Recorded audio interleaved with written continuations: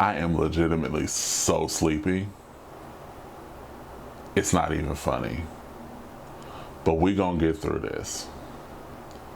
We are gonna get, me and you, your mama, and your cousin too. We are going to get through this together.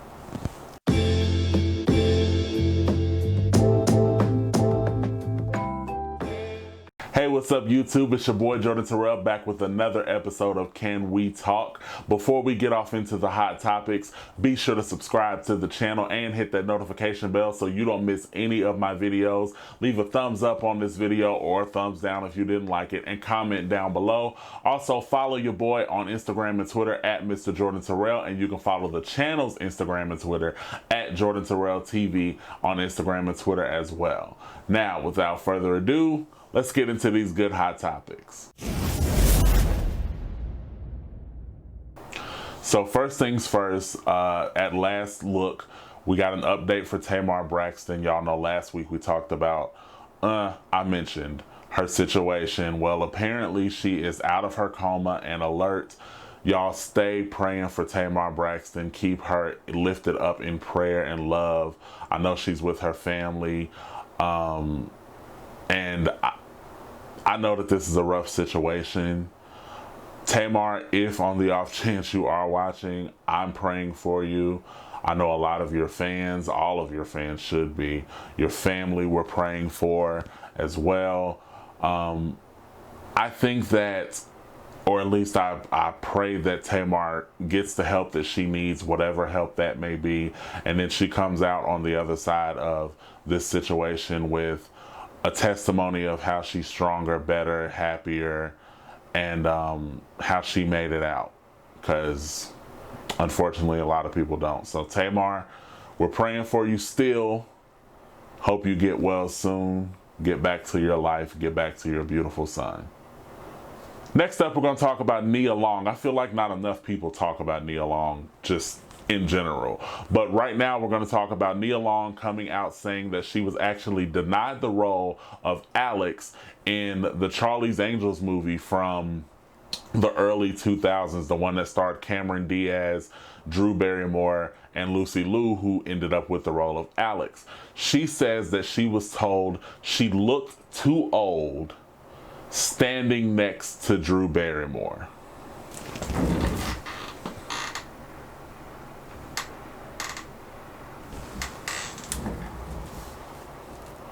Nia Long looks too old standing next to Drew Barrymore? I'm not going to say one way or another what this is. I believe Nia Long said that she felt like it was a race thing, but I'm not going to say whether or not that it actually was. What I am going to say is Nia Long is one of the most beautiful women, has always been, probably will always be one of the most beautiful women in Hollywood. And this actually sucks because I like Nia Long as an actress, but this particular Charlie's Angels film, I love. I watch it constantly. I have it on DVD. I believe it's on Netflix as well. I watch this movie constantly. It's one of my favorite movies. So knowing that that an actress that I love could have been a part of this movie, and don't get me wrong, I love Lucy Liu, Drew Barrymore, Cameron Diaz. I love the way this movie turned out, but I do think it would have been good with Nia Long as well. Maybe I'm wrong. Y'all let me know down in the comments. Do you think Nia Long would have played a better Alex in Charlie's Angels than Lucy Liu? I don't know, because I love Lucy Liu. I used to have a crush on Lucy Liu, but I used to have a crush on Nia Long too. I don't know. That's a difficult one for me. So in some Real Housewives of Atlanta news, apparently actress Drew Sidora and YouTube star LaToya Ali, aka LaToya Forever, are joining the show next season. It was reported that these two ladies were contracted to be on the show in order to bring in more, I guess, younger viewers. I don't think I'm the general demographic of Real Housewives of Atlanta anyway. I haven't watched Real Housewives of Atlanta in a few seasons. I think they're like on season 11 maybe, and I haven't watched it. It's been a while since I've watched. And honestly, when I heard Sidora and LaToya Forever were going to be on the show, it got me kind of excited. I wanted to watch. So maybe it's doing its job. Maybe these rumors of this casting change is doing its job. Maybe more young people will tune into Real Housewives of Atlanta now. Because I'm telling you, I'm going to give it my 3-episode try. I have a general rule with TV shows. New seasons, old seasons, brand new, it don't matter. I give it 3 episodes. If I am not into it by the end of the 3rd episode, I just don't watch it. That's just how I am. This, with LaToya and Drew on it, I'm definitely going to give it my 3-episode try. Let me know down in the comments if you will be tuning in to the new season of Real Housewives of Atlanta and what you think about the additions. So while we're here, justice for Breonna Taylor. Arrest, try, and convict all of those officers. This week it was announced that the change.org petition for justice for Breonna Taylor actually broke records for change.org. It has now hit over 10 million signatures. I don't even think I need to say much more about that. If you don't know about this case, please look it up. Learn yourself something, because it's a very tragic case. It's a case that it's a killing that didn't need to happen. First of all, the police don't need to be killing anybody anyway. But this was just so reckless. And now we're finding out more and more things, such as Breonna was actually alive for about 5 minutes after she was initially shot. So she didn't die quick. And that sucks. You know what I mean? Just in a word, it sucks. So yeah, the change.org petition has over 10 million signatures. If you are in a position where you can sign this petition, rather, please do. If you have not, spread the word. We need justice for Breonna Taylor. We need justice for George Floyd. We need justice for Elijah McClain. We need justice for a lot of people. If you're on this channel thinking it's an All Lives Matter channel, you've hit the wrong button, baby. We're Black Lives Matter 1000% over here. So let's talk about Supercent. For those who don't know, Supercent is a online personality. She's a businesswoman who has, I believe, the Crayon case. She's from New Orleans. I love Supercent. I love her spirit. I love everything about her. Well, this past week, she actually left her fiance for entertaining a young lady, and by young, the rumor is she was 17, 18 years old. She left him. She said she ain't sticking around for that bull. She ain't got time for it, and good for Super. She has her business going. She obviously has her children, her beautiful children. She don't need to lose herself behind no man, especially not one that's going to just be outright crazy like this. And then the word on the street is that the girl that he was talking to, not only was she allegedly underage, but she was a catfish anyway. And Super said it herself. You threw your whole family, you threw everything away behind an underage, allegedly, catfish. Come on, bruh. You got to do more better. Got to do more better. Now we're going to talk about August Alsina's latest single featuring Rick Ross, entitled Entanglements. As of right this second, I'm not going to lie, I have not heard it. I'm about to listen to it for the first time. I wanted my reaction to it to be genuine and honest. I didn't want to sit on it, so I did not hear it. When you see my reaction, it's after my first listen. So I got my phone, I'm going into my music app, and I am going to listen to this song.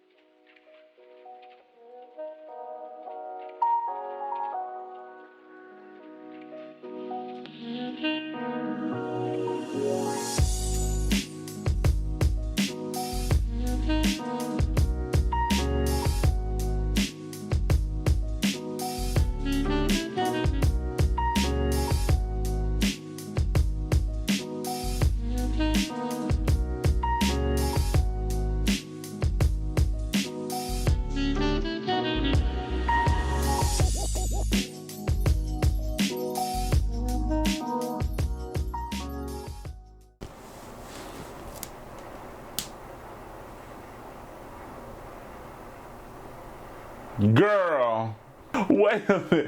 Hold on. First of all, it's a cute little song. I actually kind of dig it. I could picture myself listening to that song. Why was Rick Ross on the song? That's just my first. I like Rick Ross. Why was he on the song? Secondly, why was Rick Ross with his wordplay all with Will and Jada? Why? This is so messy.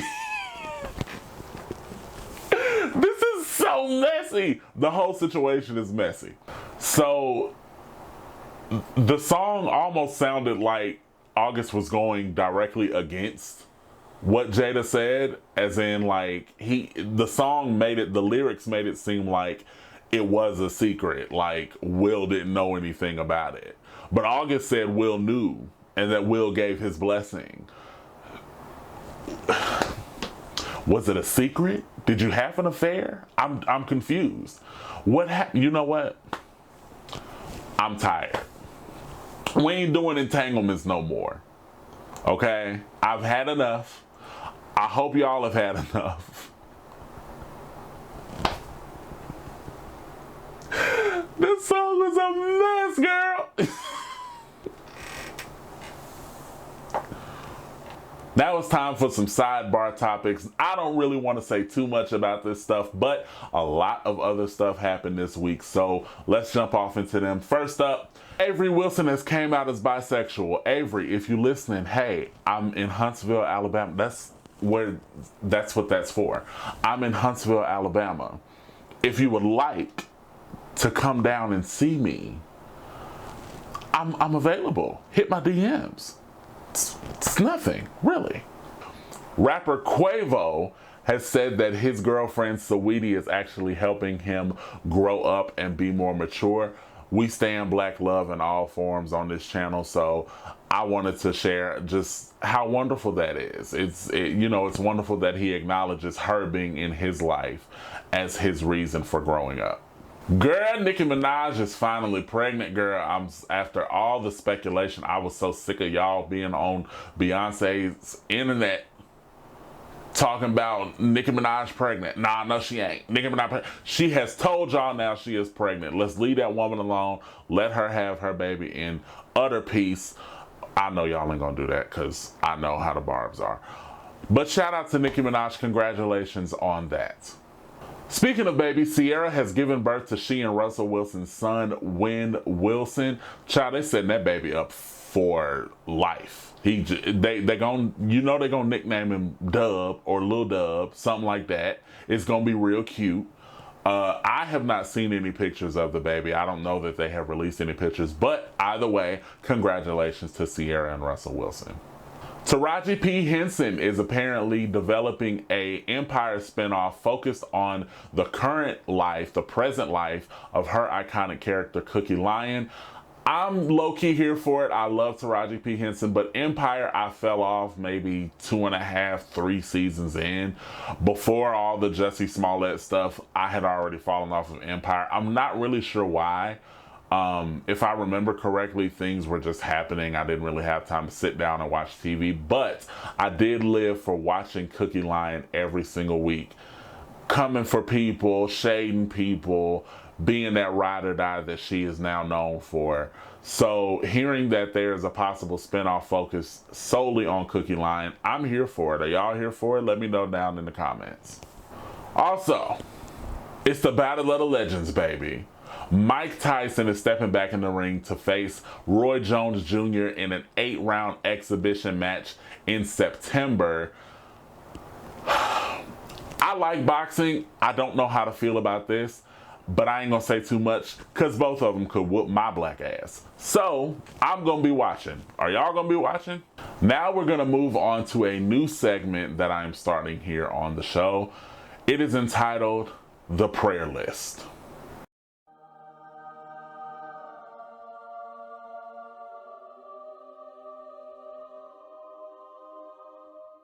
So, like I said, the prayer list is a brand new segment I'm starting for, and it's genuine. I'm not making a joke out of it, y'all. I'm serious.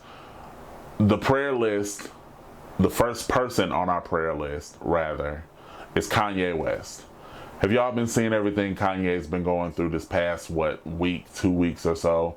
From announcing he's running for president, that campaign rally, him going off on Twitter about his family, revealing shit that nobody needed to know, revealing shit that should have stayed within the family. Everything that's happening, I feel bad for Kanye. Honestly, I do. At one point it was funny, and then I think we all discovered that he actually was diagnosed with bipolar disorder.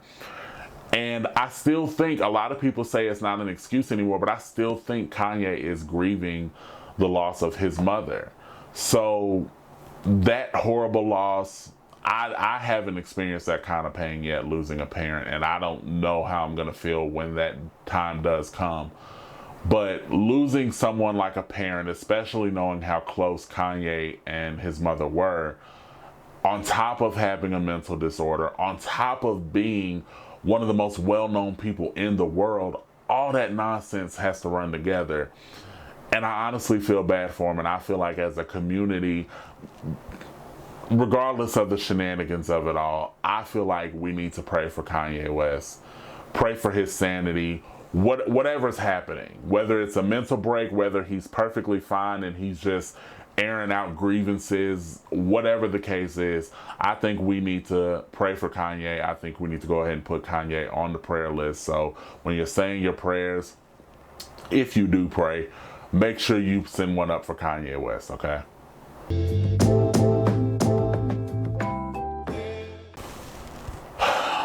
Can we talk? More specifically, can we talk about down low men? I seem to be a DL man magnet. I don't know why DL men hit me up all the time, but they do. And I'm at the point in my life, at 27 years old, I'll be 28 next year, 28 in January. I don't have time for DL men. I really don't. I don't have time for the games. I don't have time for the secrecy. When I came out last year to the world, like, a lot of people had already known that I was gay, but when I came out last year and just accepted openly, honestly, that I was gay, one thing that I wrote off was messing with people who were still in the closet. I'm not saying that everyone should be out of the closet. I'm not saying that it's an easy thing for everyone to be out of the closet. I waited a long time to come out of the closet. I was very selective about who I told before I just openly said, hey, everybody, I'm gay. You feel me? So, and since that's a very private thing and that's a very big thing to do, I'm not one to pressure anybody to come out of the closet for any reason. All I'm saying is, if you are DL, and you know that you're DL, to me, saying that you're DL means that you know that you're gay or bisexual or pansexual, whatever it is. You know that about yourself. You just don't want the world to know that about you. I spent too much time hating myself. I spent too much time wishing that I was not who I was, to put myself back in a closet for a man. That's all I'm saying. So to all you DL men out there, the ones that you're not curious, you're not thinking about it, you're not confused, you know who you are, I encourage you to find the space within yourself mentally that you can come out and be who you are. I don't know what your situation is. Everybody's situation is different. Stop playing these women and stop trying to play with me. I don't have the patience for it. Okay? That's all I got for you guys this week. Thank you so much for tuning in to the second episode of Can We Talk. Be sure to follow the page at Jordan Terrell TV on Instagram and Twitter. Follow your boy on Instagram and Twitter at Mr. Jordan Terrell. Be sure to subscribe to the channel. Click that notification bell so you don't miss any other videos that I upload. And we're actually uploading as podcasts now. So go to your favorite podcast streaming app and find us on there, and you can listen to just the audio of each and every show that I produce on JTTV. All right, I'm Jordan Terrell. This has been Can We Talk, and I love you guys.